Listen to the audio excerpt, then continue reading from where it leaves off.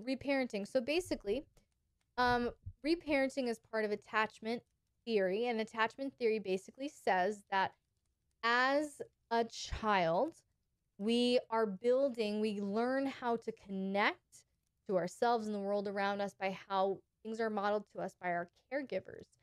If those caregivers are not consistent or present or whatever, and there's trauma that occurs, and trauma is anything that should have happened that didn't, or anything that did happen that shouldn't have happened.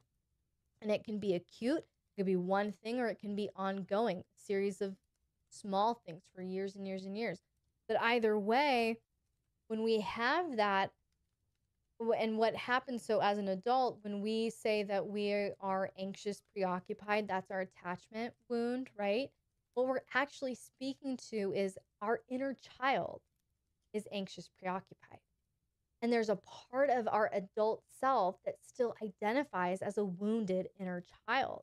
And so a part of growing insecure attachment is often reparenting. So it is, if our inner child is running the show and our inner child isn't letting us get out of bed before 11 a.m. because she just wants to sleep in and throw a fit, and she doesn't have to, and no one can tell me what to do, because we have all of this bitterness or this rebellion in us because of the neglect we experienced as a child.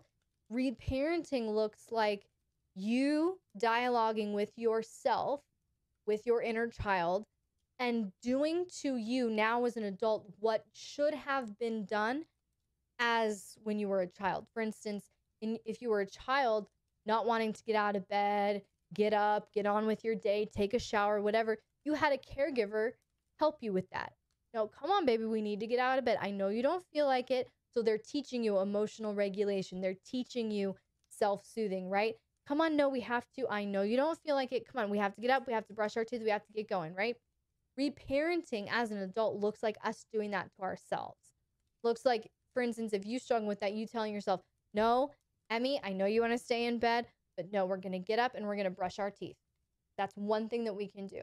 And then once you brush your teeth, you reward yourself. You praise yourself. And that could be something as small as telling yourself, you successfully brushed your teeth. Good job. I'm proud of you. But that is often reparenting, where we show up for ourselves and give ourselves guidance and leadership and direction and boundaries that we should have had by loving caregivers. And that can satiate that feeling of being submitted to something when you are a single submissive.